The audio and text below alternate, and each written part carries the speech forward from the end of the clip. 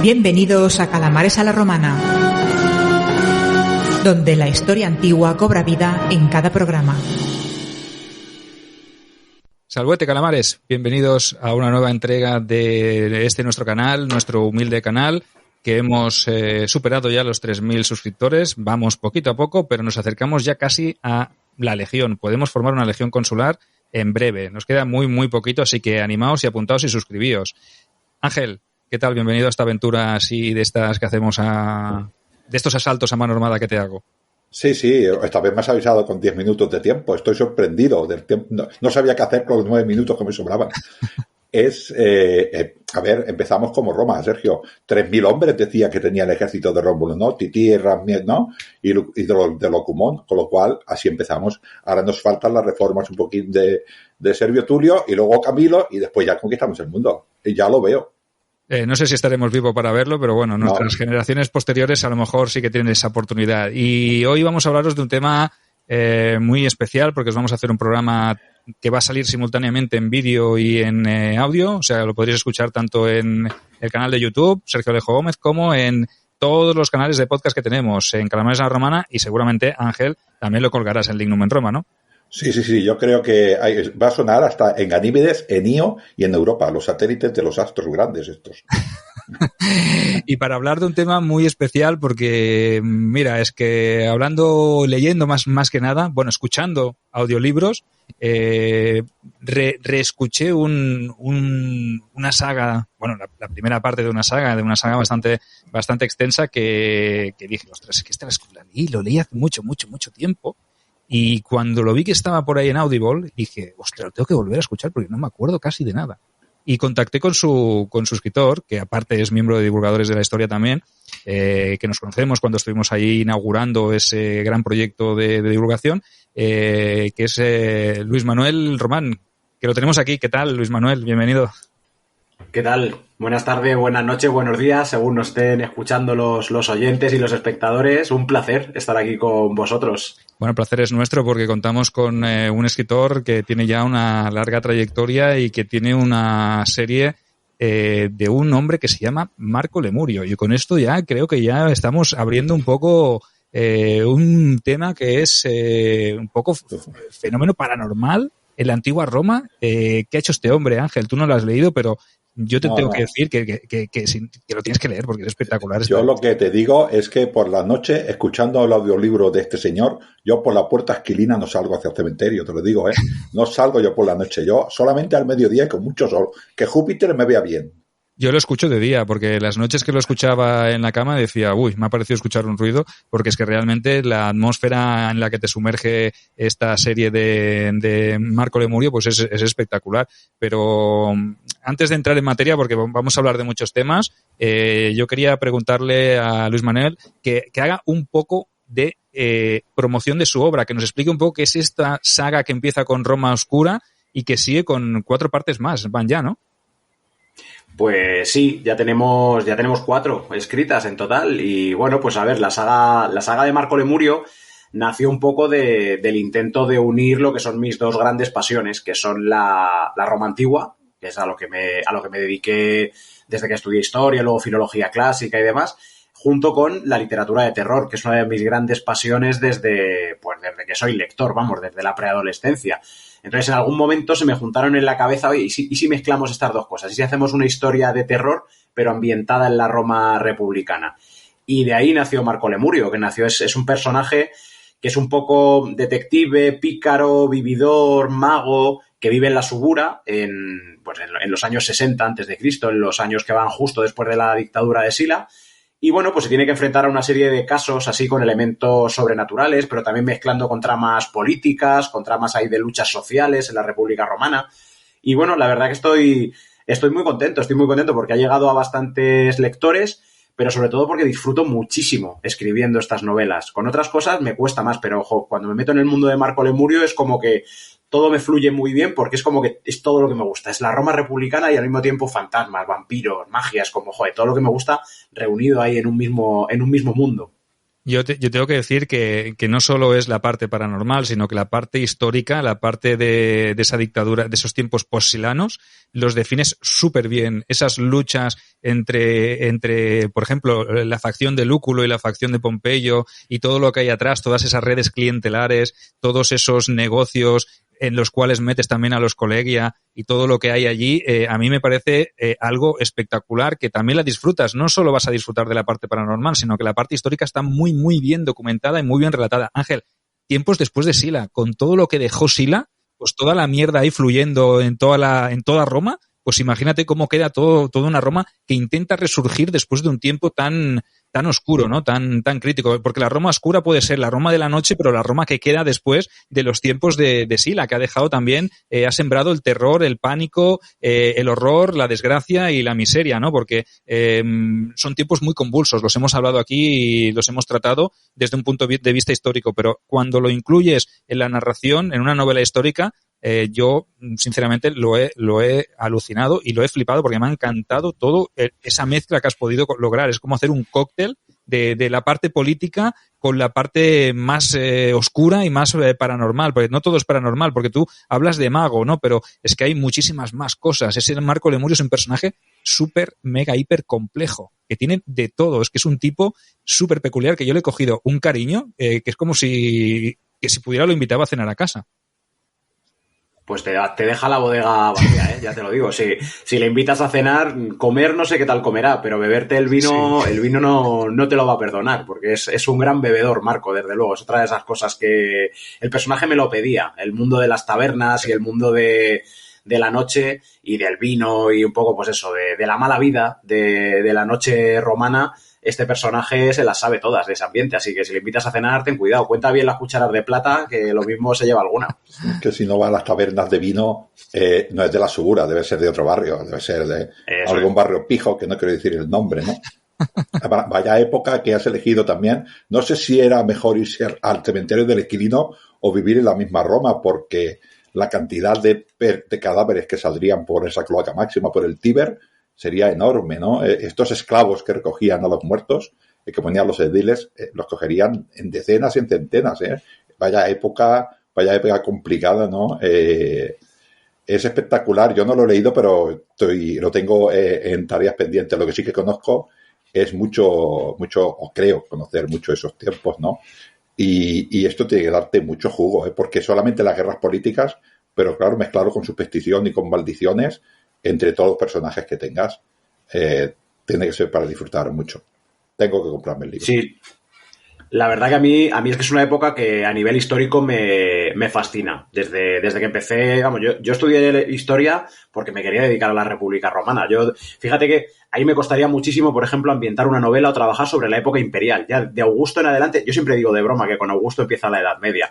Evidentemente, claro, cuando digo estas cosas, muchas veces me quieren cortar la cabeza. Obviamente lo digo de broma, pero es que para mí ya el tiempo del Principado en adelante, incluso el Alto Imperio, es algo ya tan diferente de lo que es la Roma republicana, que ya no me siento en casa. Yo es como que a partir de que muere Cicerón, ya las cosas empiezan a cambiar. Y por esos años después de Sila, cuando todavía Pompeyo no se ha hecho con ese dominio total que tiene de Roma, cuando César todavía no es César. César es un jovencito que está empezando a hacer su carrera política. Me parece fascinante, porque son los momentos en los que yo creo que ya se está ahí gestando el final y en la crisis de la República definitiva, y hay muchos espacios ahí en los que puede trabajar un escritor de ficción. Sí, porque hay mucho escrito precisamente de la época de Julio César, pero de Sila y de ese espacio interpolítico, ese espacio que tú has elegido, como que queda muy poco. Y tú lo reflejas muy bien porque, sobre todo,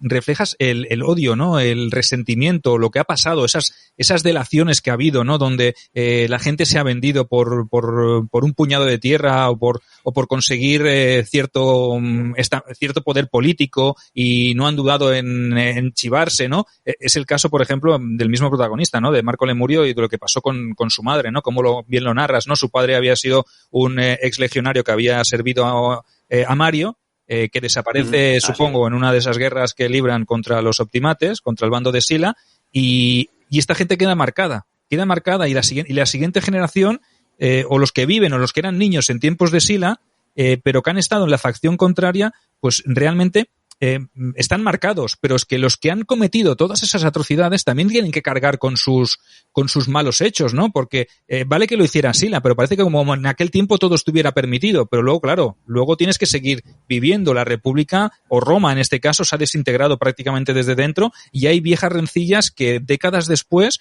lo narras muy bien en el segundo libro, hay también conflictos en las calles de Roma donde la gente se apalea, se mata, se asesina y hay días que la gente no puede ni salir a la calle, ¿no? Porque se organizan auténticas matanzas, que eso será casi la norma general hasta tiempos de Augusto, ¿no? Donde hay esa rencilla, ese rencor entre gente que vive en la misma ciudad pero que tiene una idea política totalmente diferente, ¿no? Y cuántas listas de proscripciones se hicieron, no solo Sila, sino que las hizo luego César, las haría luego Octavio, las haría Marco Antonio. O sea, el que se hacía con el poder, lo primero que hacía era limpiar la ciudad de gente, ¿no? Entonces, estamos asistiendo a un momento súper oscuro de Roma, en el cual la gente no duda en dar nombres, y esto pues nos recuerda también a tiempos más recientes y más modernos que se han vivido en nuestro país, ¿no? Esa guerra civil, ¿no? Es que no deja de ser un reflejo que siempre cuando ocurren cosas como esta, siempre aparece ese fantasma, ¿no? El fantasma de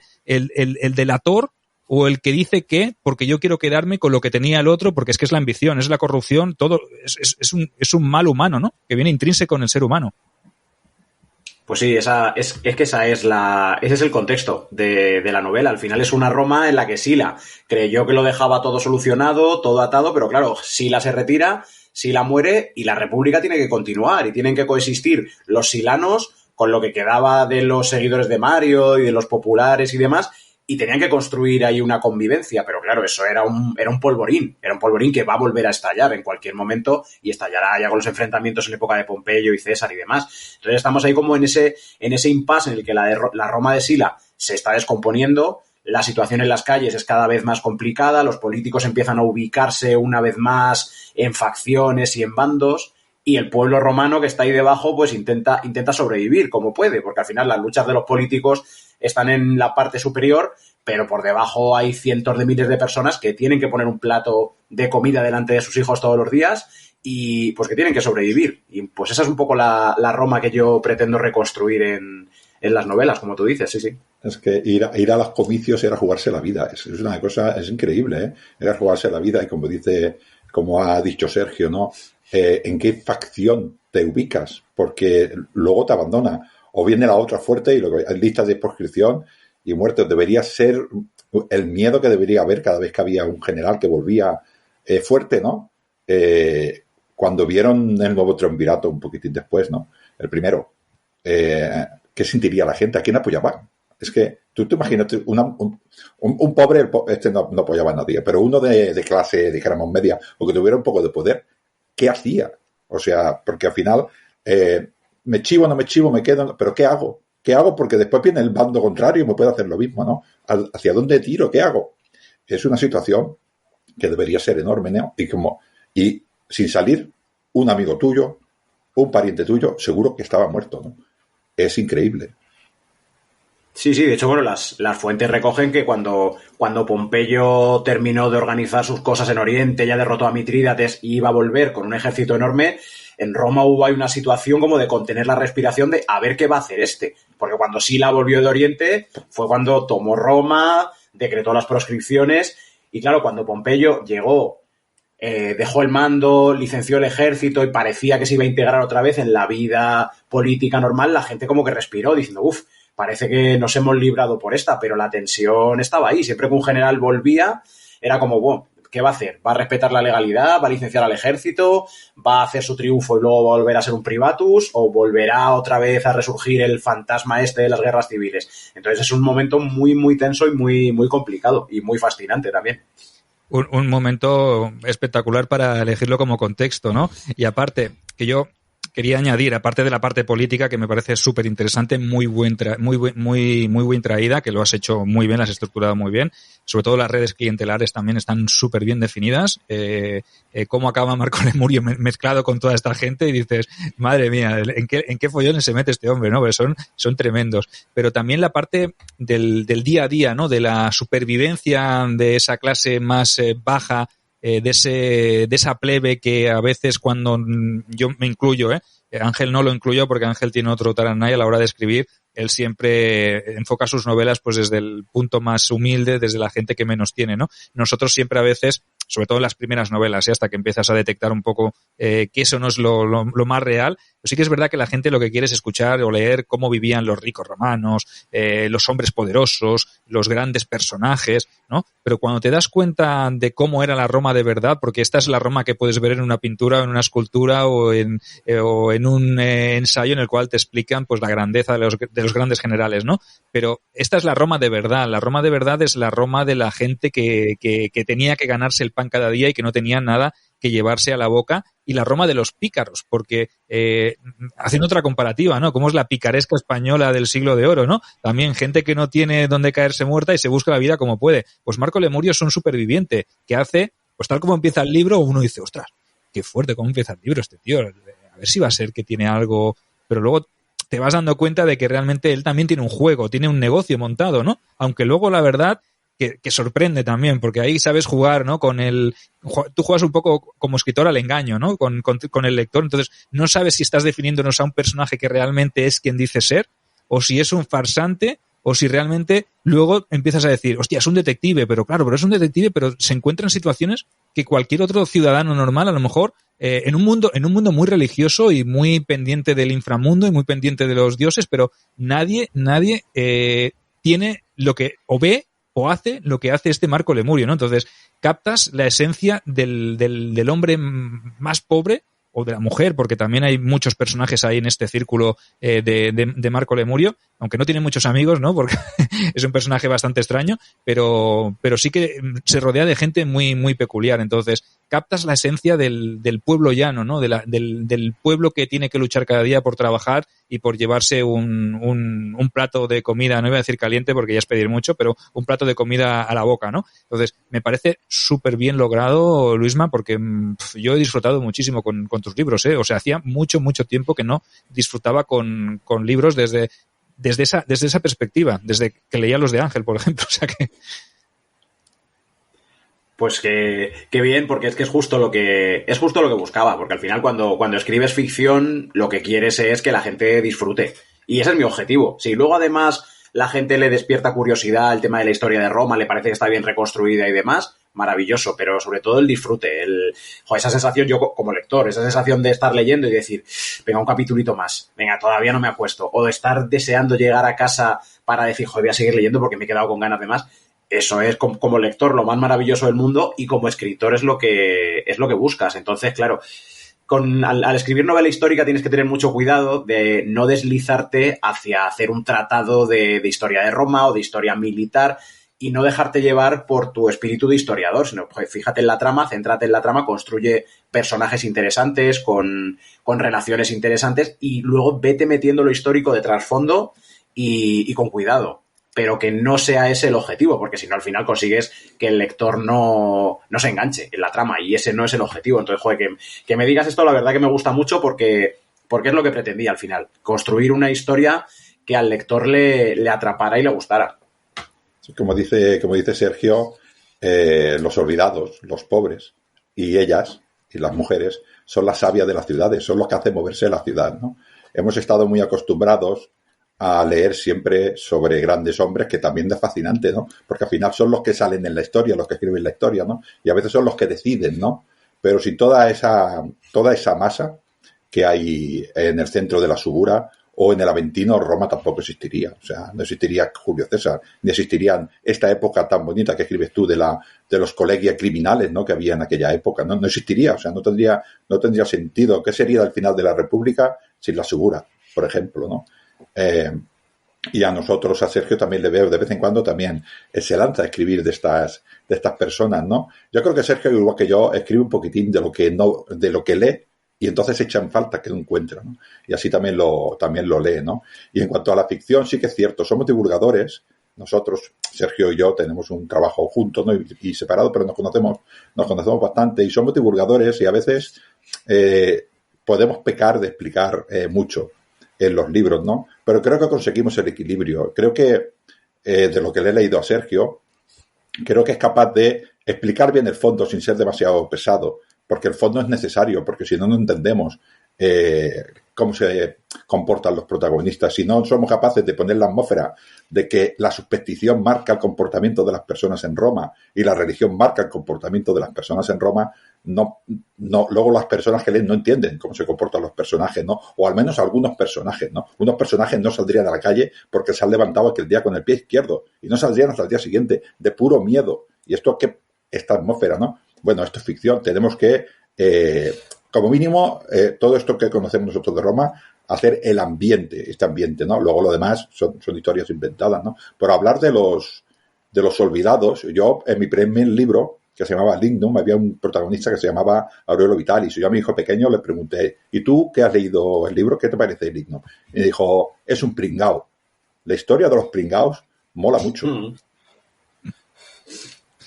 Totalmente de acuerdo. Sí. Es verdad. Oye, yo de todas maneras de Sergio como escritor tengo que decir que yo solamente he leído sus novelas ambientadas en época de Augusto. ¿Vale? Las media, bajo imperiales, ¿no? Las bajo imperiales. La Edad Media. Eso. A principios de la Edad Media. Ya las bajo imperiales es que ya se me iban muy lejos. Y debo decir de verdad que en pocos sitios he visto reconstruido mejor el mundo militar de esa época. De corazón lo digo porque muchas veces cuando lees ya no solamente ficción, incluso no ficción, lees novelas y parece que los legionarios iban solos. Iba solamente legionario, centurión, como mucho tribuno y legado. Y las novelas de Sergio, es que ves pues todos los funcionarios que iban con ellos, toda la intendencia, todos los prefectos, toda la caballería aliada. Y eso es que es maravilloso, porque es que es meterte de verdad en un campamento romano en Hispania en la época de principios del Principado. O sea que, vamos, si Sergio dice que a él le han gustado mis novelas, yo con las suyas he disfrutado como un auténtico niño, pero vamos, a todos los niveles, como historiador y como lector, así que vamos, yo ya las tendréis más que recomendadas, pero yo, vamos, rompo una lanza para recomendarlas otra vez. Luisma, ha visto, Sergio, ahora ha caído él mismo en sus propias palabras, ha dicho que le molaba mucho la República porque se mataban todos y ha dicho que tú eres el orden con Augusto, fíjate lo que ha dicho. Claro. Hace falta el orden de vez en cuando, ¿no?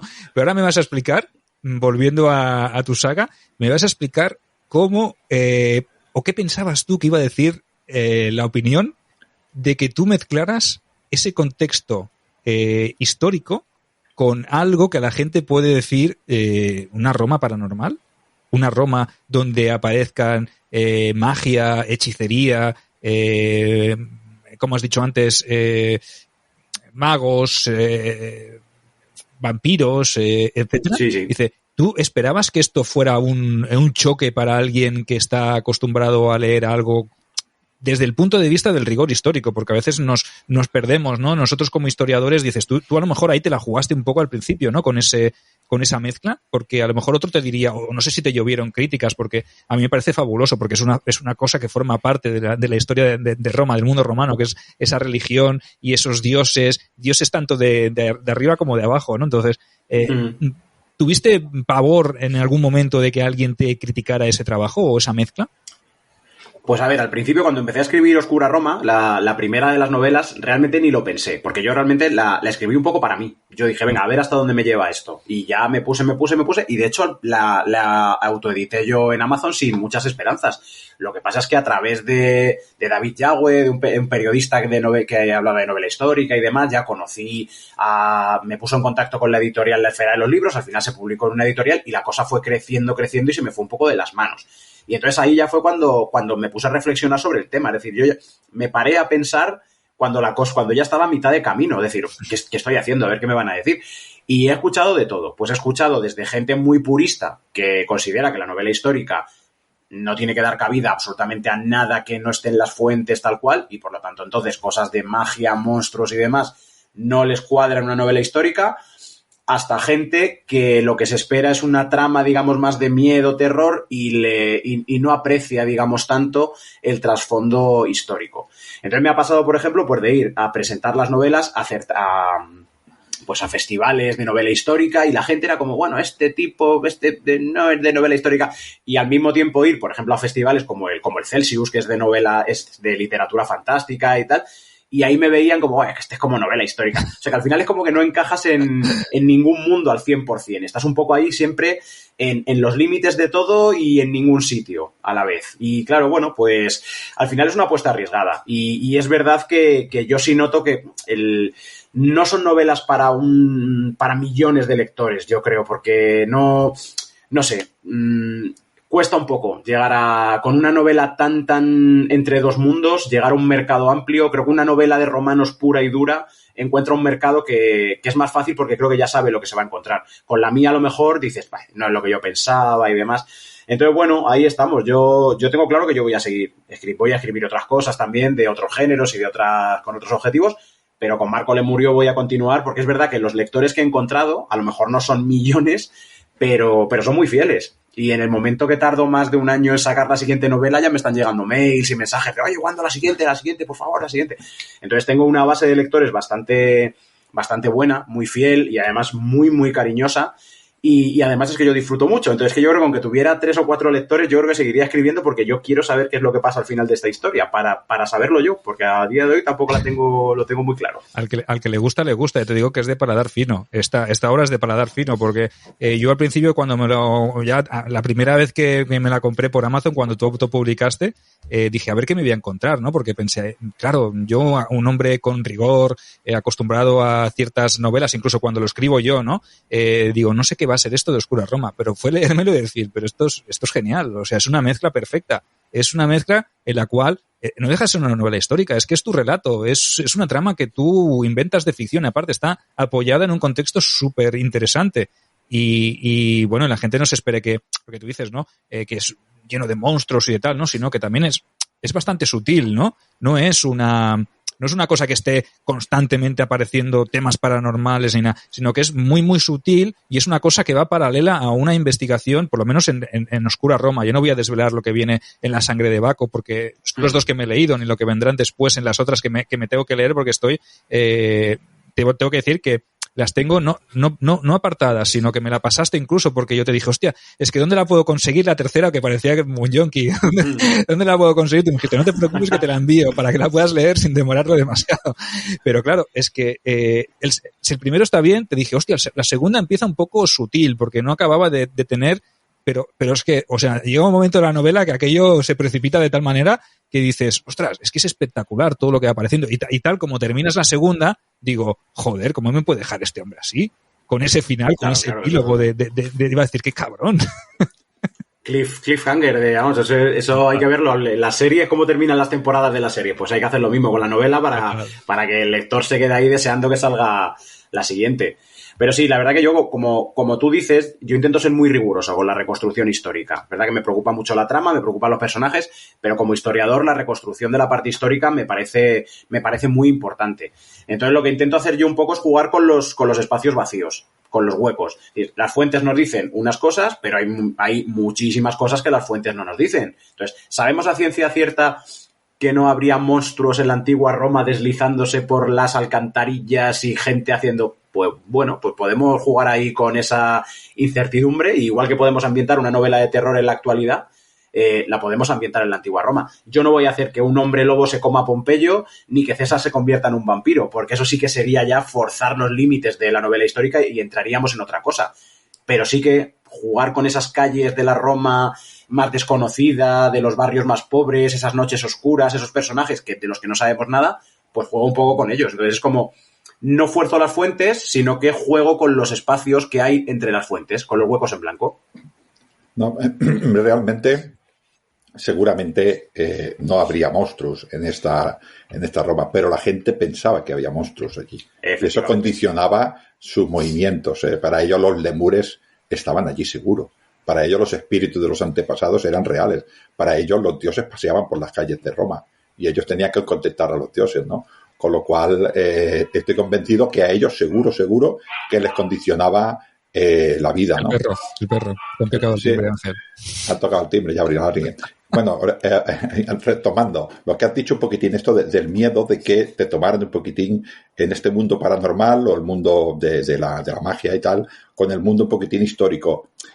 Bueno, esto es porque lo ven de una manera diferente, porque al fin y al cabo, cuando a mí me dicen que Eneas era el hijo de Venus y que Rómulo era el hijo de Marte, ¿de qué estamos hablando?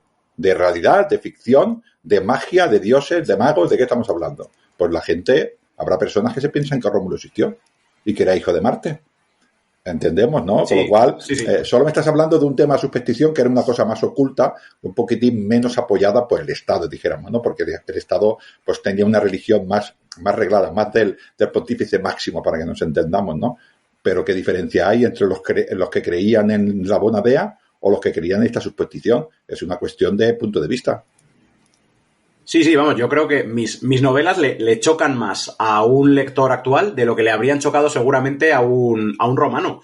Porque pensamos, por ejemplo, en El asno de oro de Apuleyo. Ahí tienes un tío que se convierte en burro, hechiceras, mujeres que se convierten en lechuza, hombres lobo, hay de todo. Y eso es lo que leían los romanos y eso es lo que consumían. Entonces, creo que una novela como las mías, en el mundo latino antiguo, habría encajado bien, porque era la literatura que ellos consumían. Es verdad que hoy parece como que los géneros los tenemos como muy, muy demarcados, muy cerrados, y o encajas ahí o parece que ya estás haciendo algo raro, pero pues eso, es que basta con pensar en El asno de oro de Apuleyo y te das cuenta pues que no me he inventado nada, vamos, que es que esto de mezclar una trama realista con fantasía y con terror, pues que es tan antiguo como la propia literatura.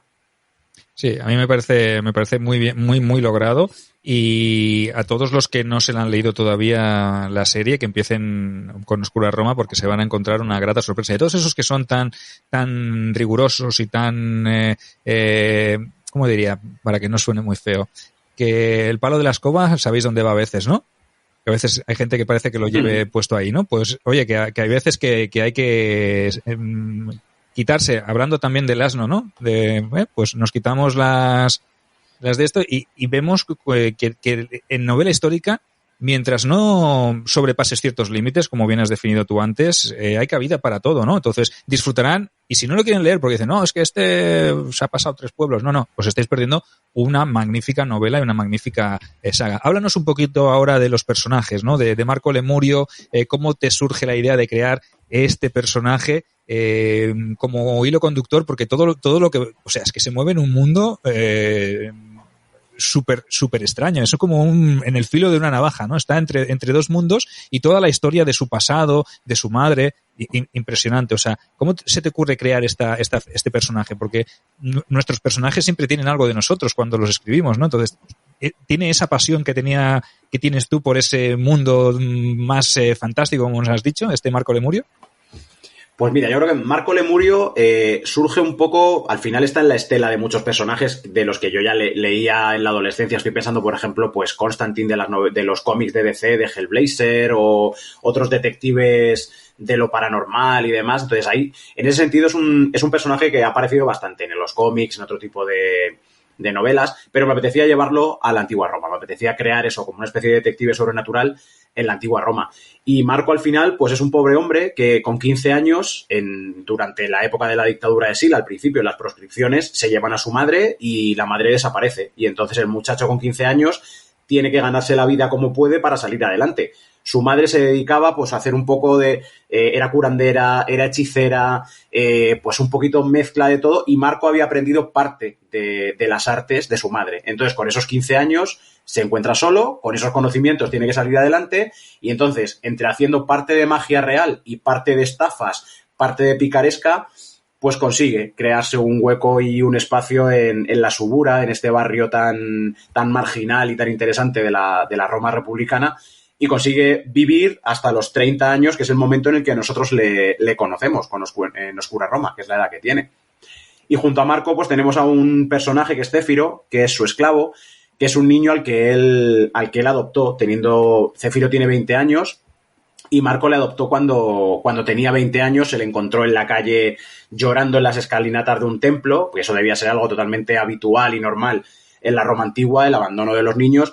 Pues Marco pasó por allí, se le encontró y se le llevó a casa. Y entonces le sacó adelante. Curiosamente a la gente le llama mucho la atención que, pues eso, que haya monstruos y demás, y no, nadie me pregunta cómo un tío de 20 años él solo fue capaz de sacar adelante a un bebé. Yo cuando fui padre me pregunté, esto de verdad esto es lo auténticamente sobrenatural de la novela, que un tío de repente que está todo el día en las tabernas y tal, sacó adelante a un bebé recién recogido de la calle. Pero bueno, eso la gente no me lo suele preguntar. Y el caso que, pues, Céfiro es un esclavo que vive con él. Tienen una relación entre amo y esclavo, hermano mayor, hermano pequeño, padre, hijo. Y la verdad que el personaje de Céfiro a mí es el que más me gusta, yo creo. Más incluso que el propio Marco. Y ha habido algunas novelas que he tenido que frenar y decir, este niño se está llevando el protagonismo y esta es la saga de Marco Lemurio, no la saga de Céfiro. Así que le he tenido que frenar porque es un personaje que me da muchísimo juego y que a los lectores además les suele interesar mucho. Porque a través de Céfiro lo que puedo hacer es explorar un poco la infancia de la Roma republicana, el cómo vivían los niños en este tipo de barrios, las relaciones entre los esclavos y los niños libres, y entonces como pues poner otra mirada, otros ojos que no son tan habituales. Y junto a Marco y Céfiro, pues ahí hay un montón de personajes, tanto inventados por mí como personajes reales, porque por ejemplo en Oscura Roma aparece Pompeyo, aparece Gavinio, que era el tribuno de la plebe en ese año. Aparece Varrón, el gran escritor de época republicana que se convierte al final en el patrón de Marco y le empieza a proteger. En novelas posteriores nos encontramos incluso con un Marco Antonio muy jovencito, con un Marco Antonio de 15, 16 años que se encuentra con Marco por ahí. Entonces, bueno, pues se van mezclando los personajes históricos reales, que eso sí que tengo mucho cuidado de reconstruirlos con lo que nos dicen las fuentes, y con personajes inventados de todo tipo, desde ricos y senadores hasta prostitutas, ladrones, asesinos, sicarios que viven en las calles. Eso es lo que queríamos hablar, el tema de la noche, ¿no? Que es lo que tiene, ¿no? La noche me confunde, pues en Roma, imagínate. Yo quería decirte también más adelante hablar de Céfiro, porque me parece un personaje muy, muy bien logrado. Y en el segundo ya me da el ápice de que va a ganar protagonismo y tú lo has dicho con lo que comentabas, ¿no? De que al final parece que hay ciertos personajes que a medida que va evolucionando, ¿no? Sobre todo las sagas, van adquiriendo cierto protagonismo e incluso podrían tener su propia saga, ¿no? Que no sé si te lo has pensado algún día hacer a Céfiro, que también ha aprendido y ha hecho pues lo que hizo Marco Lemurio con su madre, ¿no? O sea que podría seguir también un poco la estela de este personaje y crear su propia saga. Si quieres un poquitín porque los oyentes que nos entiendan somos los tres escritores, ¿no? Es habitual que nos pase esto. O sea, que tengamos un personaje secundario más o menos importante que se haga con la novela. A mí me ha pasado. Y yo hablar con la novela, que es lo que has comentado tú, Luisma, hablar, parar y decir, espérate, que yo tengo que hablar del otro, porque el otro se ha apuntado. Espérate ahí, deja, porque se hace solo, te pones a escribir páginas y páginas. Y le tienes que parar tú los pies. Sí. A Céfiro en el tercer libro en concreto, en el de Ojos de Venus, ahí fue cuando dije, este niño se está comiendo la trama. Lo que ha dicho Sergio.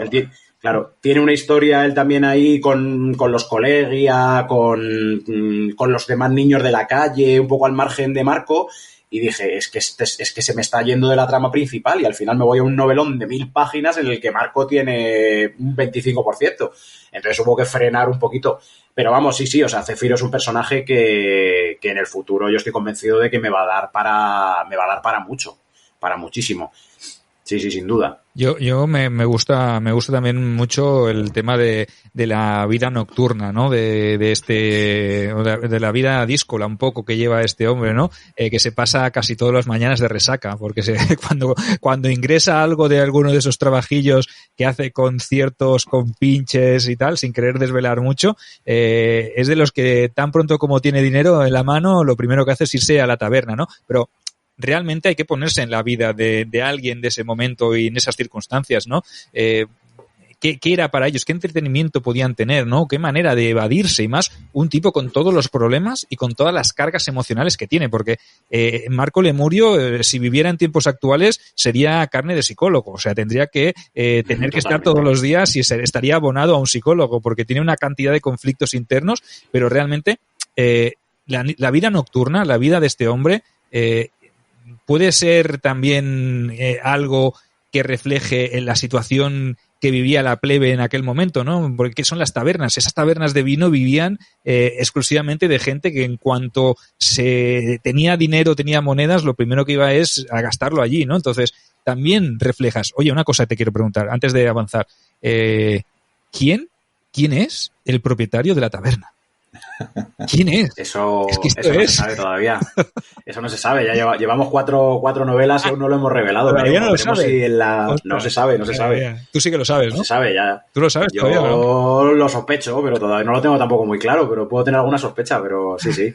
Ya se revelará y ya tendrá importancia también, claro. Es que es espectacular, es espectacular. Hablemos un poquito de la noche. Ahora ya que hemos entrado en esto, ¿qué podía suponer? ¿Qué peligros podían acechar en la noche? Yo quiero decir ahora los peligros humanos, ¿no? Mortales, de carne y hueso. Luego podemos hablar de los demás, ¿no? Pero en una Roma nocturna, ¿qué se podía encontrar un pobre desgraciado que tuviera que salir a esas horas? Porque realmente los hombres de bien, los hombres con 2 dedos de frente no salían. Y si salían dejaban el testamento hecho, ¿no? Claro, no hay que pensar que la Roma, pero vamos, no la Roma republicana, la Roma y todas las ciudades europeas hasta hace 2 días, en el momento que caía el sol, eran pozos de oscuridad, sin iluminación y con todos los peligros que podían ocurrir, de ladrones, asesinos, de todo. O sea, salir a la calle por la noche era una locura, salvo que fueras un ciudadano acomodado, que pudieras ir con una escolta de 20 esclavos armados, que tú pudieras ir en tu litera tranquilamente, e incluso así era arriesgado. Entonces, esto sí que en las novelas aparece mucho, porque Marco, cada vez que sale, claro, al final Marco conoce el barrio, sabe utilizar más o menos una daga, sabe defenderse, sabe por dónde tiene que meterse y por dónde no, pero la Roma nocturna era una situación y un mundo de riesgos constantes para todo el mundo. Entonces, eso pues permite también presentar personajes pues mucho más límites, mucho más liminales, porque al final, ¿quiénes salían por la noche? Pues los que no les quedaba más remedio, los que se ganaban la vida en la noche. Prostitutas, asesinos, ladrones o borrachos irredentos como Marco, que se echaba a las calles para beber vino y porque no era un culo inquieto y no podía parar quieto en casa. Pero la Roma nocturna debía ser un mundo muy, muy, muy peligroso, porque hay que pensar que además la Roma antigua era un mundo extremadamente violento. O sea, los romanos estaban acostumbrados a unos niveles de violencia desde que eran niños que nosotros no podemos ni concebir. Entonces, para ellos debía ser habitual el ir por la calle y encontrarse un cadáver tirado en una esquina, porque podía ser perfectamente normal. A lo mejor simplemente porque hubiera muerto o porque le han apaleado. Entonces, lo normal era convivir con la muerte, convivir con escenas truculentas que nosotros no estamos acostumbrados a ver. Por eso esta gente tenía un nivel de aceptación hacia la violencia, hacia este tipo de cosas, pues muy superior al nuestro. Sí, de hecho, por lo que tengo yo leído de esa época, un cuerpo de seguridad en esa época ni se sabía ni existía.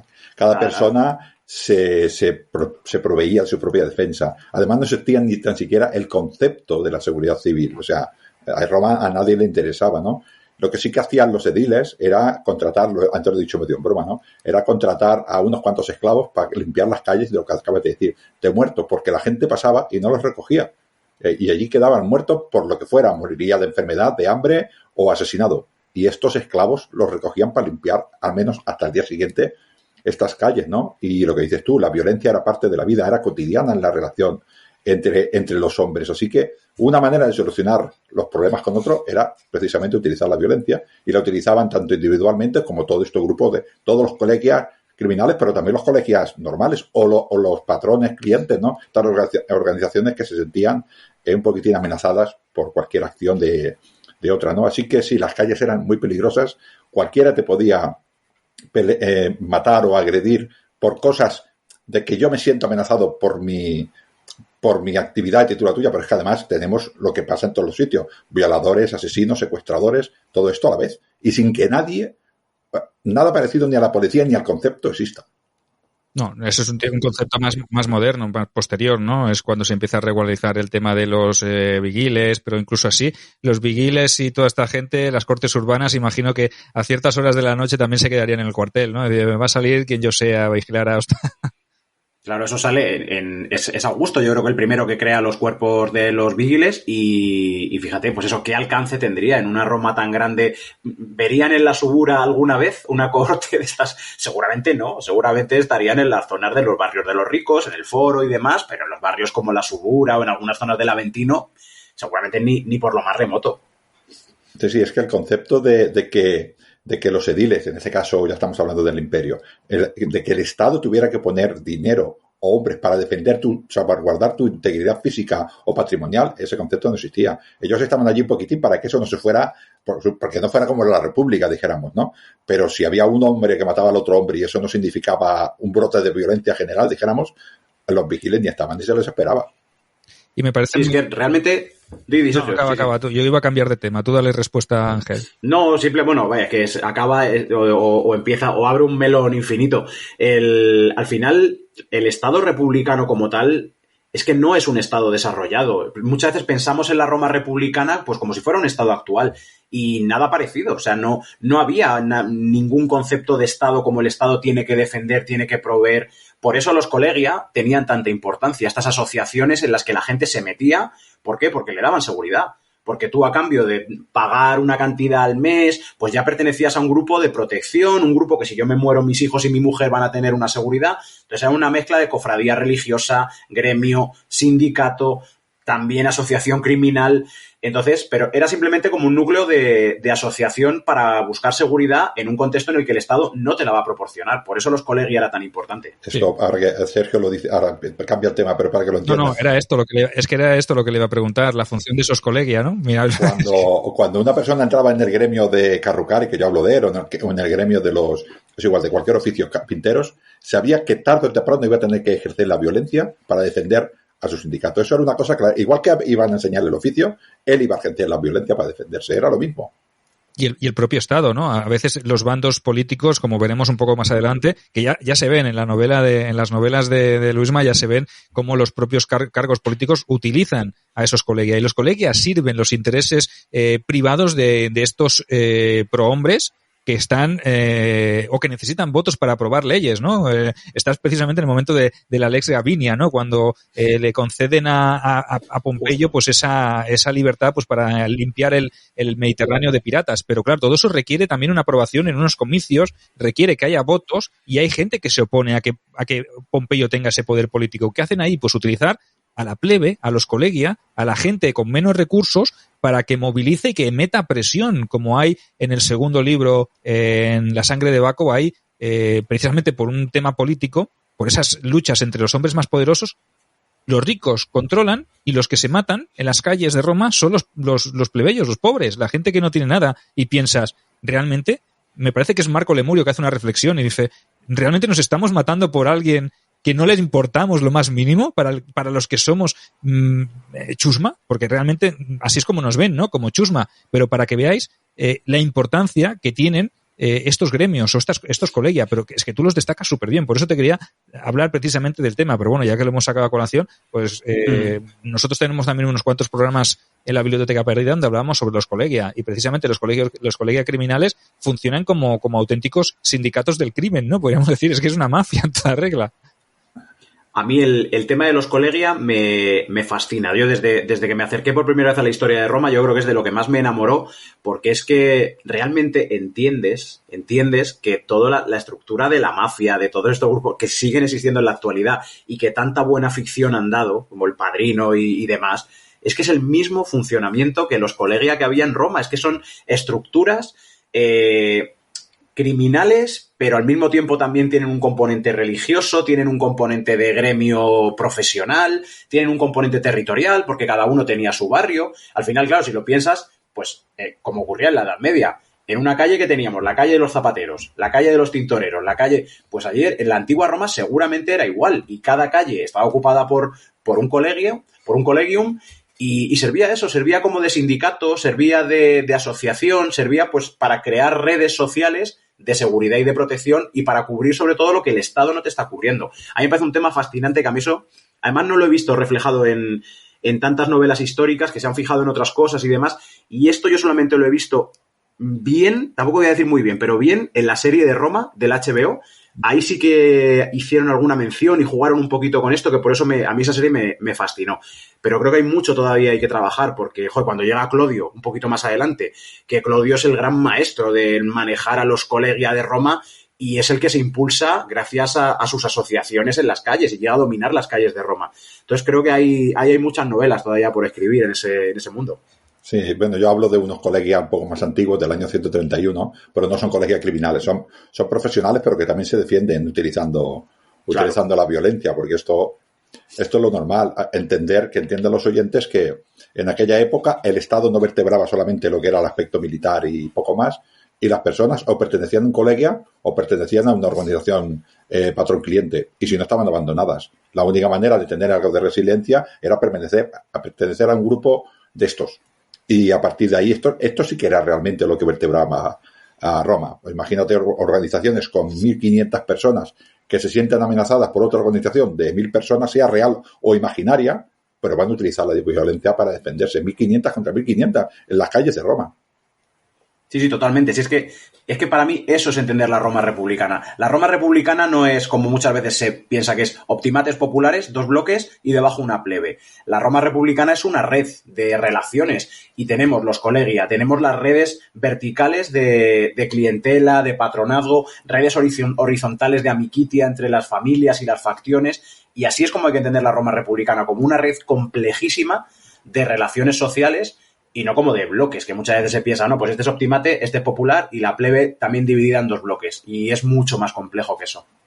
Bueno, de todas maneras, hablando de la Roma de noche, de la Roma nocturna, no sé si sabes que Ángel y yo pues vamos a hacer un viaje a Roma. Bueno, no lo hacemos. Lo he visto en redes. Nosotros nos vamos. A nosotros nos han dicho, oye, ¿queréis venir aquí a hacer de guías por la Roma moderna, por la Roma actual y trasladar a la gente a un viaje al pasado? Pues mira, del 27 al 31 de agosto nos vamos a Roma con Grupeando Tour, y precisamente entre las actividades que vamos a hacer, aparte de visitar todo el Coliseo, el Foro, todos estos grandes monumentos, hay una noche, no sé si es el segundo o el tercer día, que vamos a hacer una visita guiada por la Roma nocturna, ¿vale? Y vamos a hacerla desde lo que era la Subura, donde estaba ubicada la Subura. O sea que vamos a intentar explicar esta Roma más mortal, más humana, que hemos ido definiendo, lo que hemos dicho, en la que había asesinos, prostitutas, violadores, te podían matar en las calles sin ningún problema. Ya tenemos contratada una escolta de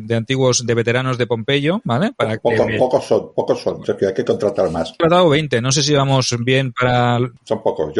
Piensa que tenemos que pasar por la Subura Mayor, luego nos vamos a ir desviando por el Esquilino, pasar la Puerta Esquilina e ir al cementerio del Esquilino. 20 son pocos. Sí, yo coged algunos más por si acaso.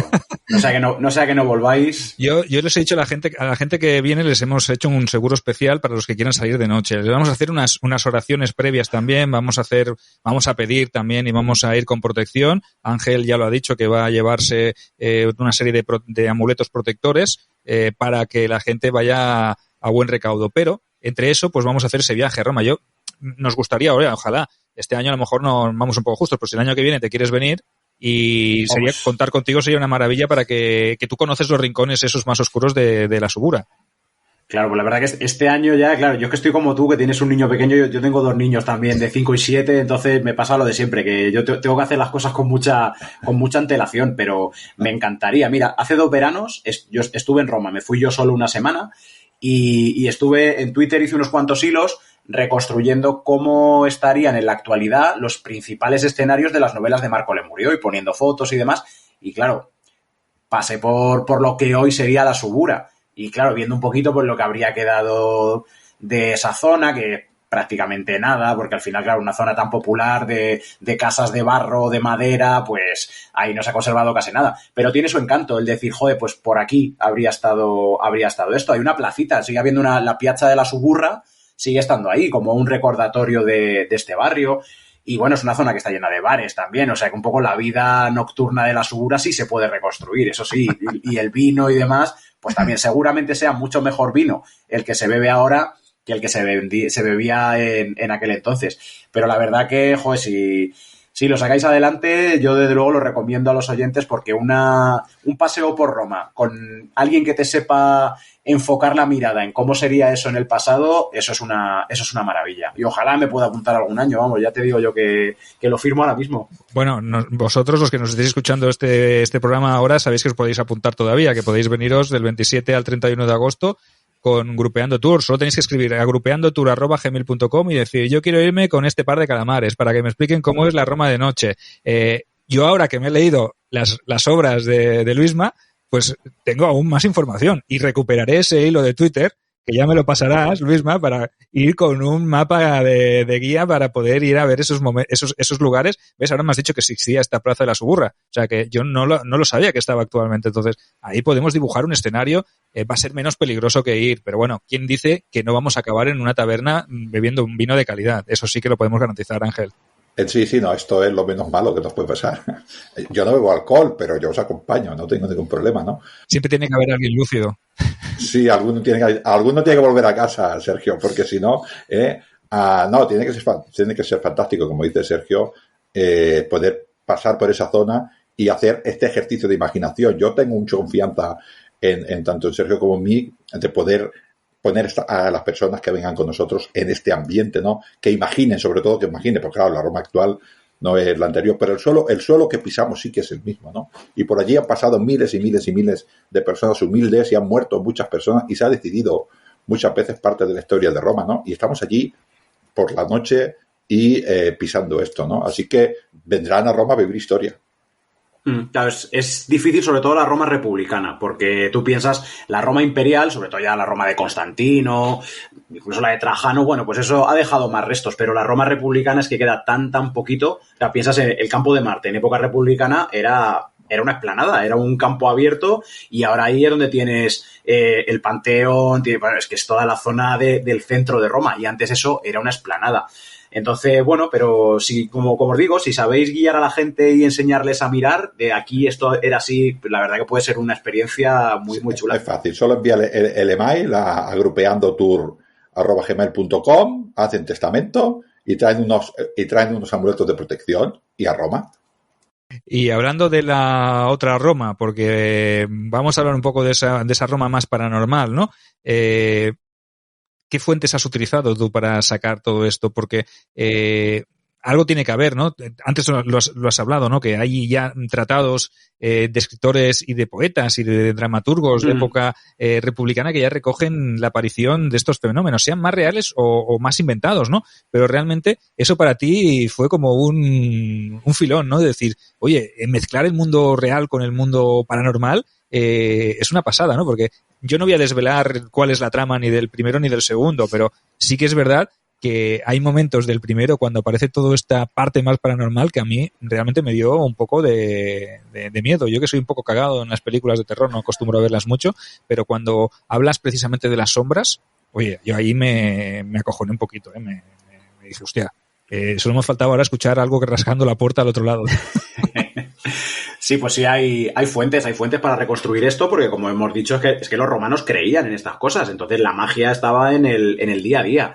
Y lo bueno que tiene el mundo de la magia, además, es que cuando tú quieres hacer magia, lo que quieres es que funcione. Eso es el objetivo, lo tienes claro. Y para que funcione, tú tiras de lo que pillas. Entonces, las fuentes que tenemos para reconstruir la magia mezclan el griego con el latín, con el egipcio, con lenguas orientales. Entonces, tenemos papiros interesantísimos y complejísimos de leer. Claro, fíjate que yo estudié latín y griego y hice filología clásica, pero son papiros complejísimos porque son una lengua súper oscura, enrevesada, pero han conservado pues muchos hechizos para invocar demonios, para espantar demonios, para hacer que una mujer se enamore de ti, para hacer que si una mujer no se enamora de ti, pues que le reviente el corazón y que el estómago le arde en llamas. Y hay un montón que están además muy bien editados y están traducidos además al castellano. Y además de estos papiros, pues hay también fuentes arqueológicas, las tablillas, por ejemplo, hay tablillas de plomo en las que se escribían hechizos y se enrollaban y se metían pues o en fuentes o en los quicios de las puertas de tu enemigo para ponerle una maldición o en huequitos en el circo o en el anfiteatro si lo que querías era que un gladiador o un conductor, una auriga le fuera bien o le fuera mal. Entonces hay muchas fuentes para reconstruir cómo era la magia en la antigüedad. Son fuentes complicadas, pero la verdad es que son fascinantes y esas son las que he querido también reflejar ahí en el mundo de las novelas. O sea que también ahí, aunque no sabemos si había monstruos o no había monstruos, si había fantasmas o no había fantasmas, desde luego los romanos los hechizos, los amuletos y todas estas cosas para defenderse de estas cosas los utilizaban. Sí, y remitiéndome a la serie de Roma, de HBO, también cuando Servilia le lanza la maldición a la casa de Atia, también utiliza esas tablillas de plomo que se enrollan y las pone también dentro de los muros y luego le ocurren un montón de desgracias. Incluso ella sale allí mal vestidas, tirándose de los pelos, lanzándoles maldiciones. O sea, que es algo que en la vida cotidiana y la gente pasa por la calle y lo ve como algo normal. Realmente es eso, ¿no? Es que formaba parte del día a día, ¿no? Entonces, nosotros cuando hablamos precisamente de la Roma nocturna, también hicimos mención, ¿verdad, Ángel?, de estas tablillas y de estas maldiciones entre particulares, filtros de amor, que también en Marco Lemurio también hay una escena muy, muy divertida con uno de los personajes, ¿cómo se me llamaba? Este que le pide Saturnino, sí, su amigo, claro. Que dice que es el hijo que es descendiente del gran Saturnino. Él dice que es hijo no reconocido del Saturnino tribuno de la plebe. Correcto, eso es lo que dice él, sí. Correcto. Claro. Entonces le hace un filtro de amor, le pide un filtro de amor y, bueno, no quiero desvelar mucho, pero él le insiste que no, que esas cosas no funcionan, que como mucho le pueden provocar cagarrinas, ¿no? Pero bueno, le dice, sobre todo dale 3 gotas, no te pases, porque si no va a ser un filtro de amor, pero se va a estar acordando de ti durante 3 o 4 días, ¿no? Pero es muy bien conseguido cómo esas pócimas, porque a él acuden también como si fuera un hechicero, y eso también existe y está demostrado que había, sobre todo mujeres, ¿no?, que se dedicaban a hacer todos estos filtros y maldiciones, ¿no? Y luego pasaremos al tema del esquilino, que también quiero tratar, el de la bruja, que me parece espectacular. Pero, Ángel, esto lo recogimos nosotros hablando de ese programa, sobre todo el tema de maldiciones, ¿no? Yo fui el otro día a visitar a Pilar Madrid, allí a Saguntum, y en el museo que tienen allí arqueológico que tienen allí en Sagunto, encontré 2 o 3 tablas de maldición, pero muy sencillitas. Una dice tan siquiera como planta cara a cualquiera, sea hombre o mujer, que haya robado la túnica de Lidia. Igualmente le ocurra a aquel que saque provecho de ella. Esto es una maldición. Ellos creían perfectamente en esto, ¿no? O, por ejemplo, que Quintula no esté nunca con fortuna. ¡Pum! Una tabla de maldición, y esta la guardarían en algún sitio, en algún lugar, para que esto tuviera efecto. Creían en ello, o sea, era parte de la vida cotidiana, con lo cual maldecir a una persona en la calle, pues para ello era lo más normal del mundo. Y lo peor seguramente es que como somos lo que pensamos, o lo que pensamos nos condiciona nuestra vida, esto, el creerlo, esta creencia al mal de ojo, te afecta a tu vida cotidiana. No, desde luego, si lo hacían y gastaban tiempo, energía y dinero en estas cosas, es porque creían que realmente tenía un efecto. Y es lo que tú dices, que seguramente, creas o no en ello, al final la sugestión tiene un poder. Y bueno, la magia, que nos creemos que en nuestro mundo del siglo XXI estamos ya fuera de todo eso, cuantísimo negocio sigue habiendo todavía con los curanderos, con pitonisas y demás, pues imaginemos en la Roma del siglo I a.C., multiplicado esto por 1000. Y entonces, pues claro, eso deja un reflejo en las fuentes, sí. Además, la muerte trae muerte, Sergio, ya lo sabes, ¿no? Correcto. Y hablando de muerte, también recreas una parte muy importante que nosotros también tratamos en el programa, que es el tema de las brujas del cementerio, del Esquilino. Y tú lo traes también muy a dedo, y cuando lo narras en tu obra, a mí me estremezco solo de pensar en cómo era esa bruja, cómo la describes. Me parece que te lo dije por WhatsApp y todo. Estoy en la parte esta, tal, y estoy alucinando. O sea, se me está poniendo la piel de gallina cómo narras esa bruja que tiene un pacto con la madre de Lemurio, y Lemurio acude y tú explicas todo lo que había hecho antes para que su madre le perdonó la vida y no la mató porque era un ser despiadado, un ser demoníaco casi, ¿no? Y cómo se alimentaba y cómo se movía y cogía las calaveras de los muertos y hacía sus historias, ¿no? Y lo que había hecho a niños y todo. Y la gente puede decir, pero qué escándalo, ¿qué es esto? Dice, no, es que eso es muy, muy habitual. Gente que recurría a estas brujas para hacer todo este tipo de maldiciones y de filtros, ¿no? ¿Y qué hacían esas brujas? ¿De dónde sacaban todos esos ingredientes? Muchas veces de secuestrar niños, porque necesitabas, yo que sé, un pulmón, un riñón, o el sudor, o yo que sé, o el miedo, ¿no? El miedo, o el hígado que había pasado hambre de un niño que no había estado sin alimentarse durante una semana, y le ponían comida allí para que, hay una narración también que leímos nosotros en su día. Pero yo creo que, sí, de Marcial, correcto, que explicaba cómo le ponían comida delante al niño y fruto de morirse de hambre, teniendo los manjares suculentos y no poder alcanzar la comida, pues de ahí sacaban el filtro, ¿no? Entonces existía toda una red alrededor de todo esto, clandestina, pues como podía ser hoy el tráfico de órganos o yo que sé, o el secuestro de niños para sacarles no sé qué. ¿Quién dice que eso no está pasando hoy en día? Es que realmente no estamos exentos de ese peligro. ¿Cuánta cantidad de gente desaparece cada año, ¿no? Y no sabemos qué ha pasado. Entonces, nos diferenciamos tanto de lo que ocurría en la antigua Roma al final, y tú lo narras muy bien. A mí esa escena del Esquilino me parece espectacular, una de las que más he disfrutado. Sí, esa bruja, ese personaje Canidia, está basado pues en descripciones que hace, como otros decís, Marcial. Hay un poema de Horacio también que cuenta que unas brujas entierran a un niño y solo le dejan la cabeza fuera, precisamente para eso, para cuando el niño se muera poder extraerle los órganos. Es decir, que eran personajes muy, muy siniestros. Es que es muy curioso cómo para el mundo griego, las brujas no tienen nada que ver con el mundo romano. Las brujas griegas, si pensamos en Circe, Antígona, eran mujeres jóvenes, guapísimas. Sin embargo, en el mundo romano ya se configura la bruja que nosotros entendemos como tal, de la anciana, decrépita, malvada, repugnante. Entonces, ese personaje que creo yo ahí, que va pululando por el cementerio, está basada en eso, en esas descripciones. Ericto, que sale en la Farsalia de Lucano, también está muy bien descrita. Y siempre además está asociada con los cadáveres, con la necromancia, con el utilizar trozos de cadáveres, huesos, pieles, y de hecho a los romanos les daba pánico esto, sobre todo, por ejemplo, a los gladiadores, porque parece ser que todo lo que estuviera relacionado con la violencia extrema o con una muerte muy violenta, eso tenía mucho más poder. O, por ejemplo, la madera de las cruces, donde habían crucificado a alguien, había muerto a alguien, también tenía una carga mágica bastante fuerte. Entonces, todo este mundo de las brujas se nutría pues de eso, de zonas, pues al final vinculadas con la muerte. Cruces, patíbulos, piras funerarias, y por eso esa Canidia pues está por ahí rondando el cementerio de las Esquilias, ahí a ver si puede robar algún hueso de alguna pira o algún cadáver y poder llevarse cosas para sus hechizos y su magia. Sí, sí. Hay un momento también de la sangre de Baco donde haces un ritual que a mí se me puso la carne, la piel de gallina. O sea, me acojoné que pensando, si yo veo a alguien haciendo eso, si hubiese sido yo el esclavo de Barrón, que está ahí con Marco Lemurio en aquel momento, que maldice a los dioses, pese a ser un hombre que vive en ese momento, lo que ve aquel día dice es que porque eres tú y te tengo que proteger, porque es que si no te hubiese matado ya, ¿sabes? Porque te he visto hacer una cosa, claro, ese ritual que hace para traer a un muerto, para traer el alma de un muerto, lo explicas tan bien, o sea,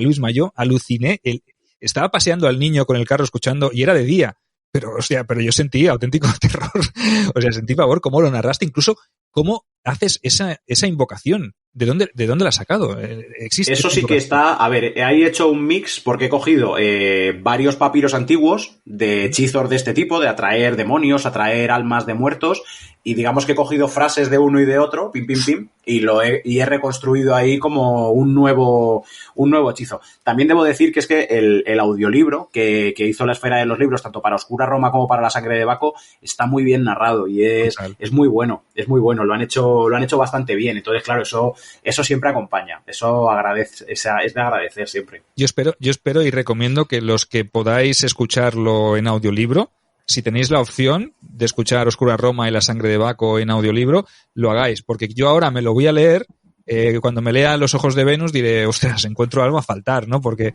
realmente la escenificación, el narrador lo hace también, incluso pone voces, cambia las voces, las tonalidades, y a cada personaje le mantiene una voz diferente. Digo, ostras, voy a echar en falta poder escucharlo, ¿no? Porque es otra manera, otro concepto, ¿no? Pero bueno, hablemos un poco ahora en sí de la saga, ¿no? ¿Qué es lo que hay publicado? ¿Dónde lo puede encontrar la gente? ¿Cuáles son los títulos? A ver si nos explicas un poco y cómo ha sido el proceso de pasar de la autoedición a la editorial y luego volver a la autoedición. Pues a ver, yo te cuento un poco porque ha sido bastante azaroso el camino de Marco Lemurio en el mundo editorial. Yo primero escribí Oscura Roma y lo autoedité en Amazon, pero prácticamente al poquito de sacarlo se puso en contacto conmigo una editora de la Esfera de los Libros y me ofrecieron sacarlo con ellos. Entonces, claro, yo lo retiré de Amazon y saqué esta primera novela con ellos. Con el tino de que la novela salió nada menos que en febrero de 2020. Y todo el mundo sabe qué es lo que pasó en marzo de 2020. Pandemia, todo el mundo a casa, no se pudo hacer promoción. Bueno, pues un poco desastre todo en ese sentido, porque claro, era el momento clave de darlo a conocer y tenía cerrado además un montón de visitas a librerías, a sitios, y no se pudo hacer prácticamente nada. Pero bueno, la Esfera de los Libros sacó también la segunda parte, La Sangre de Baco, y apostaron muy fuerte, tanto por Oscura Roma como por La Sangre de Baco. Sacaron una tirada bastante grande, pero digamos que no se vendió lo suficiente como para que siguieran apostando por ella de forma firme, ¿vale? Porque al final, claro, apostar por una saga, si comercialmente has apostado muy fuerte y no ha habido una respuesta del público equiparable a la inversión que has hecho, pues bueno. El caso que otra editorial me ofreció continuar con la saga, otra editorial más pequeña, que también es algo de agradecer, porque claro, quedarte con los derechos de una tercera novela cuya primera y segunda parte no tienes, pues es bastante arriesgado también. Entonces, la tercera parte, Ojos de Venus, salió con la editorial Historia Rei Militaris, pero esta salió solo en papel. No salió ni en ebook ni salió en audiolibro, que es la pena. Que no saliera en ebook es una pena porque hoy en día hay muchísima gente que solamente lee en digital, que no lee en papel. Entonces, claro, hubo muchos lectores que me dijeron, oye, es que yo quiero continuar, y al final se lo acabaron comprando muchos en papel porque no les quedó más remedio. Pero bueno, el caso que al final, entre unas cosas y otras, dije, mira, ya no voy a volver otra vez a andar buscando una tercera editorial, y la cuarta parte la he sacado yo directamente en Amazon para asegurarme tanto de que controlo el proceso, controlo los tiempos, me aseguro de que está en papel, de que está también en ebook. Y entonces esa es mi intención ahora mismo, todo lo relacionado con Marco Lemurio, controlarlo yo y seguir con ello en Amazon, porque bueno, todavía me queda mucho por escribir. A mí me gustaría que lo que es la saga principal de Marco tuviera 7 novelas y vamos por la cuarta, o sea que todavía quedan otras 3. Y luego, como tú has dicho, me gustaría que si un spin-off de Céfiro y que Céfiro tenga su propia historia, incluso una precuela de la historia de Neóbula, de la madre de Marco, de cómo llega a Roma, cómo conoce al padre de Marco, hasta seguramente hasta el momento de su muerte, que es con el momento en el que Marco tiene 15 años y es donde empezamos a conocer un poco al personaje. O sea que todavía queda tralla. Y la suerte que tenemos hoy en día es que al final con el sistema de la autoedición pues no dependemos de editoriales, no dependemos de empresas. Entonces, que yo, la verdad, si me preguntan por mi experiencia a nivel autoedición y a nivel trabajar con editoriales, pues bueno, para unas cosas mejor, para otras cosas peor. Entonces, yo lo que les recomiendo a todo el mundo es que prueben y que decidan con qué sistema están más a gusto. Yo ahora mismo creo que Marco Lemurio me pide más que lo controle yo y continuar con autoedición. Y seguiré trabajando con otras editoriales seguramente en otros proyectos diferentes, y porque también al final cuando trabajas con editorial pues te llevan a firmar a ferias, tienes una proyección un poco más fuerte que es con la autoedición no tienes. Entonces, bueno, pues vamos a ir jugando un poco con ese doble camino y a ver dónde llegamos, a ver hasta dónde llega esto. Porque o sea, Oscura Roma y La Sangre de Baco y Ojos de Venus no están en KDP, en Amazon. Los tienen las editoriales todavía, ¿no? O sea... No, a ver, Oscura Roma y La Sangre de Venus, no, en KDP no. Están en manos de las editoriales las 3. Lo que pasa es que Oscura Roma y La Sangre de Baco en Amazon sí que se pueden leer, por ejemplo, con el Kindle Unlimited y demás. O sea, que sí que puedes acceder a ellos con ese sistema. Pero de momento los derechos los siguen teniendo las editoriales, sí. ¿Cómo se llama el cuarto? ¿Cómo se llama el cuarto? El cuarto se llama Alas Negras sobre Pompeya. En el cuarto nos cambiamos de escenario y aún nos vamos al sur. Aún me tengo que leer el tercero y ya estoy pensando en el cuarto. Sí. Todavía te queda Ojos de Venus todavía, pero si te lees Ojos de Venus te vas a leer Alas Negras sobre Pompeya porque te voy a hacer lo mismo con el final de la segunda. O sea que sí, esto va enganchando una con la otra. No te permite abandonarlo a la mitad. Ya he visto que la saga tiene la misma vida azarosa que el protagonista, que Marco Lemuria, viene a ser lo mismo, ¿no? Por lo que he visto, yo que soy un romano de bien, soy plebeyo, pero soy un romano de bien. Yo utilizo las salubritas, utilizo las pietas, la veritas, la honestitas, todo esto para relacionarme con los dioses y para yo saber la voluntad de los dioses y yo hacer lo que ellos quieran. En eso está la sabiduría del romano, ¿no? Sin embargo, tú nos hablas de un mundo que es todo lo contrario. Utiliza a la muerte, no solo a la muerte, sino a la mala muerte, a estas personas que no tienen digna sepultura, a las muertes prematuras, para que a través de conjuros utilizar esas armas para obligar a los dioses a hacer lo que yo quiero. Es que es totalmente lo contrario. Claro, sí, al final los que han estudiado el tema de la religión y la magia van de la mano, pero realmente la diferencia es la postura que asume el practicante. En la religión, como tú dices, asumes una postura de pedir, de rogar. En la magia no, en la magia lo que estás haciendo es obligar a esas fuerzas a que te obedezcan. Entonces son como las dos caras de una moneda, pero al final es una manera de relacionarte con lo sobrenatural y con lo metafísico desde dos posturas y desde dos posiciones diferentes. Sí, sí. Y las personas estarían en los dos mundos.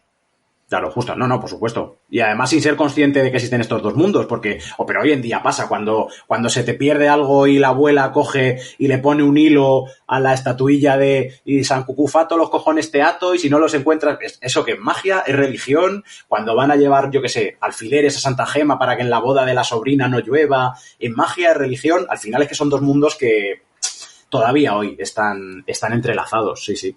Ángel, tienes que leer estos libros. Es que No, sí. Es que ya te digo, yo leo todo lo que puedo, no paro de leer, pero es que no paro de leer, es que no tengo días. Pero sí que es un tema que me interesa mucho. No tenemos horas, la verdad es que yo soy un lector que lee muchas cosas, pero entre mi trabajo ahora a final de curso, soy docente, ahora a final de curso no tengo tiempo ni para morirme, porque son todo ejercicios, pero además tengo mis propios libros. Luis más como tú, es un compañero tuyo de trabajo, o sea, que está en el mismo gremio. Ahora, en el mismo colegio. En mayo, en el mismo colegio, ¿no? Ahora en mayo, pues tenemos, yo de ciclos formativos vamos a 33 semanas, acabamos ahora en mayo, con lo cual ahora tengo mucho trabajo y me cuesta mucho leer, no porque no tenga el libro, yo tengo el libro a la mesita de noche, pero lo abro y me duermo, y así no se puede leer. Yo necesito tiempo para leer, ¿no? Y luego, pues como tú, ahora estoy pensando en el siguiente proyecto y buscando documentación. Así que leer siempre estoy leyendo. Ahora, aquello de leer para sentarme y disfrutar, me cuesta mucho encontrar tiempo. Nada, que eso es un privilegio. Eso a mí me pasa también mucho, que estás leyendo más pendiente de que tengo que leerme esto para documentarme para el siguiente libro que decir, me lo voy a leer esto solo por placer. Hasta te sientes culpable incluso a veces de decir, estoy leyendo esto solo por placer y no estoy sacando nada de información para esta otra novela o para esta... Sí. En verano, eso sí, me pego igual 4 horas leyendo, 2 por la tarde y 2 por la noche. Aprovecho todo lo que puedo para leer, pero hay épocas en las que no puedo, ¿no? Hay libros que son muy interesantes, sobre todo, lo hemos comentado al principio, y es que hablan de cosas que normalmente no se hablan, porque sobre la vida de César hay muchos libros, serán muy buenos, pero hay muchos libros. Y sobre la vida de Escipión hay muchos libros, y sobre la vida de grandes hombres hay muchos libros, y de grandes mujeres, ¿no? Pero cuando vamos a estas cosas un poquitín más diferentes, pues cuesta más encontrar, ¿no? Ahora, mi tiempo es el mismo en todos los casos. Bueno, pues tú anótalo. Yo te lo recomiendo, anótalo, porque yo sé que este verano te los vas a leer. Sí. Y eso, pues, igual que toda la gente que nos esté oyendo, que nos esté viendo, anotad esta saga de Marco Lemurio. No sé que no volvamos, Sergio, que en agosto vamos allí, igual en septiembre no volvemos. Hay que leerlos antes. Yo tengo intención de volver, no quiero acabar en el Tíber ni en la cloaca. El cementerio del Esquilino, como encuentres una bruja de estas, cuidado, que tú eres muy joven todavía. Bueno, y tengo un hijo muy, muy joven todavía, no quiero dejarlo huérfano y que tenga que venir yo del más allá. Eso, no. Y en proyectos, venga, háblanos. Aparte de Lemurio, ¿qué tienes por ahí en mente que puedas decir, ¿eh? No vamos a meterte en un que sea legal. Y que sea legal. Sí. Pues proyectos ilegales alguno habrá, pero legales. Tengo una novela en marcha, lo que pasa es que todavía no puedo decir con qué editorial. Digamos que es una editorial de historia muy, muy buena, que a mí, pues, creo que si esto al final cuaja, va a ser seguramente el proyecto que más ilusión me ha hecho en muchísimo tiempo, porque es una editorial muy buena, me hizo mucha ilusión cuando se pusieron en contacto conmigo, además de un tema que me gusta mucho. Es novela, esta sí que es de romanos pura y dura. La República Romana, ¿no? Finales de la República. Yo no salgo de la República. Si salgo de la República es para venirme como mínimo al siglo XX. Es que, Sergio, yo hago la broma a Sergio, que para mí en la Edad Media empiezan los severos. Y es que tú te vas a Augusto. No, yo me voy antes. Yo en el momento que le cortan la cabeza y las manos a Cicerón, aquello ya termina. Eso ya es una antes y un después. Así que nada, en eso estamos pues terminando este proyecto para ver si puede salir justo después del verano. A ver si este otoño, yo creo que podré dar noticias un poquito antes, ya cuando la cosa cuaje y la editorial me dé vía libre, porque bueno, es un proyecto que tienen bastante fuerte a nivel editorial, de sacar una línea nueva y demás. Entonces, bueno, ojalá vaya muy bien y pueda dar muchas noticias sobre ello, pero yo de luego le estoy poniendo muchas ganas y mucha ilusión y creo que está quedando, ya fuera la falsa modestia, creo que está quedando una cosa chula, creo que a la gente le puede gustar. Y esta vez sí que es romanos puro y duro, o sea, esto es rollo Colin McCullough 100% y sin meter fantasmas ni otros elementos. O sea que esto a los puristas les va a gustar, me voy a reconciliar con ellos. Bueno, pues si quieres utilizarnos como canal, el día que lo hagas, ya sabes que aquí puedes pasarte, que esta es tu casa y puedes Pues venir. Será un placer y un honor y eternamente agradecido a vosotros siempre. ¿Más proyectos? ¿Algo que quieras? Pues tú tenías una página sí, a ver. de Facebook. Claro, yo tenía... Tú gestionabas por tuve una web. Sí, de hecho, eso. Yo cuando nos conocimos tú y yo fue a través de esta web que tenía yo que se llamaba Portal Clásico y que hacíamos divulgación pues poníamos noticias, artículos y demás. Lo que pasa es que es un proyecto que es complicado de sostener en el tiempo y estuvimos casi 5 años con ella y al final pues se quedó un poco... La página sigue existiendo, o sea, si entra uno a Portal Clásico ahí sigue. Pero ya la tenemos sin actualizar y bueno, pues que al final trabajar con un equipo de personas pues surgen sus más, sus menos y los proyectos se van abandonando. Entonces, bueno, pues ahí estamos. Y el problema es que tengo lo que decía, que tengo muy poco tiempo también entre escribir, los niños, las clases. Dice, joder, me encantaría poder disponer de mi tiempo para hacer todo lo que me gustaría. También empecé un podcast que se llamaba Libera República, para sacar podcasts temáticos de temas de la República Romana. Pero claro, es que al final, ¿qué os voy a contar a vosotros? Un podcast requiere mucho tiempo de grabar, de editar, de subir, Y bueno, pues cosas que se van quedando un poco en el aire a la espera de que vengan tiempos mejores, que no sé si llegan algún día, para poder dedicarle, pues eso, más energía y más tiempo. Cuando te jubiles, que te quedan 4 días. Que va, todavía. Yo cumplo el lunes 6, cumplo 42, así que todavía me queda un tramo. Lunes 6, yo el sábado 4 cumplo 45, o sea que somos... Sí, pues mira, casi. O sea, que sí, pues que sí. Es verdad que nos falta tiempo y nos sobran aficiones, nos sobran hobbies y nos sobran abrirnos frentes de batalla, ¿no? Que a veces pensamos, no acabamos de meternos en un proyecto ni estamos en él, que ya estamos pensando en otro y en meternos en otro sitio. Pero bueno, oye, que gracias a nosotros, gracias a gente como nosotros, también el mundo de la divulgación es variopinto, ¿no? Porque realmente si fuéramos muy de estancarnos y de hacer solo una cosa, a lo mejor nos quedaríamos cortos, ¿no? Y la gente nos pediría más. Entonces, nos pueden encontrar en todas partes. ¿Dónde pueden encontrar a Luis Manuel Román, aparte de En Oscura Roma?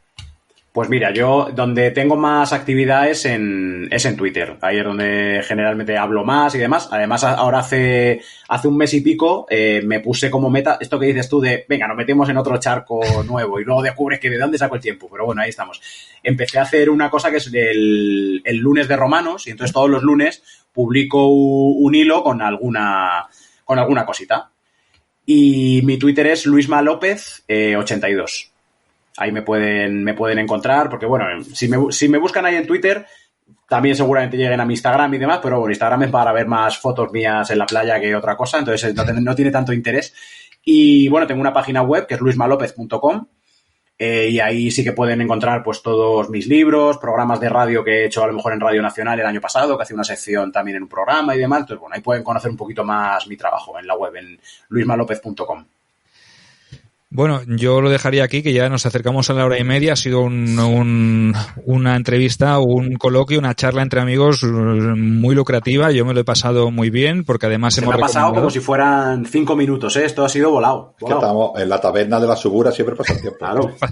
Es la que nos ha recomendado Ángel, que es donde va él con sus amigos y con sus amiguetes. Yo voy también a una taberna que está en la calle Toscu, en el Picus Toscus, que está entre el Templo de Castelipolus y el Foro Boario.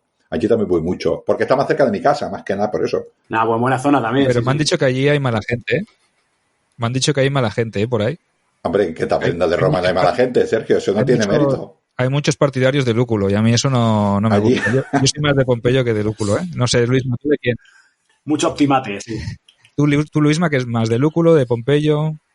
Yo soy más de Pompeyo. Yo soy pompeyano, pero en todo momento. Al principio de la carrera de Pompeyo, con César, yo soy muy pompeyano. Creo que le quedan a Craso nada para ser ya grande. Y Craso es Craso. O sea, hay tres. Sí. Hay tres bandos. Craso, optimates y populares. Sí. Bueno, yo soy muy de Cicerón. Yo tengo que reconocer que soy muy, muy de Cicerón. Pese a que el tipo es insoportable y que cada vez que lees sus cartas, sus discursos, dices, joder, qué tipo tan insoportable. Pero yo vivo enamorado de Cicerón. Yo solamente de quién estoy enamorado, de Terencia. de su mujer, También. Terencia. Sí, justo. Terencia, Cicerón hubiese pasado mucha hambre, ¿eh? Desde luego. Mira, Cicerón sale en la tercera novela, en Ojos de Venus sale Cicerón. Y en la segunda también. En Sangre de Baco se cruza en Caza de Gavinio, ¿verdad? Que se cruza con Lemurio. Y luego al final Cicerón sabe algo sobre un personaje que busca Marco Lemurio hasta la saciedad, que es ahí un hombre que le tiene muchas ganas. No digo nada más. Es verdad que aparece en la segunda novela, que se cruza con Marco ahí un momentito. En la tercera sale un poquito más. Vale. Tiene un poquito más pues de... la engancharé con muchas ganas. Pues ya sabéis, recordad, todos los calamares, sabed que tenéis aquí estas grandes obras de Luis Manuel Román.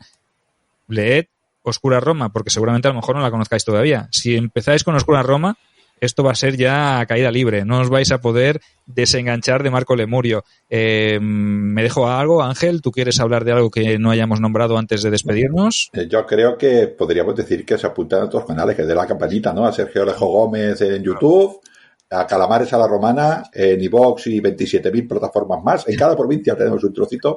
Y Lindome Roma es poco más limitadito, Spotify y iVoox, pero como dices tú, estamos en todos los frentes, en TikTok, en Instagram, en Facebook, recreamos, damos conferencias por ahí, yo no lo sé, escribimos. No sé. ¿Nos vamos a Roma? ¿Nos vamos a Roma también?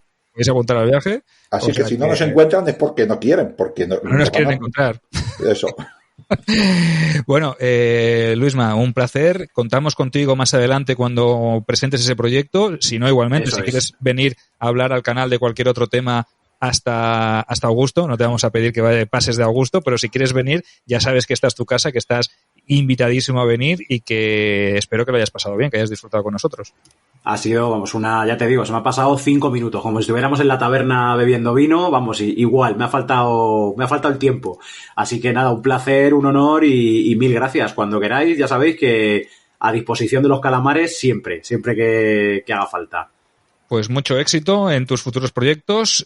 Ángel, tú y yo nos volvemos a ver en breve. Y a los calamares decirle, pues eso, que sean felices y lo que decía el Etrusquillo, que luchen y peleen por sus sueños, que la vida es eso, pelear y soñar. Nada es gratis en esta vida, pero aquí estamos para haceros pasar un buen rato de divulgación. ¡Eso!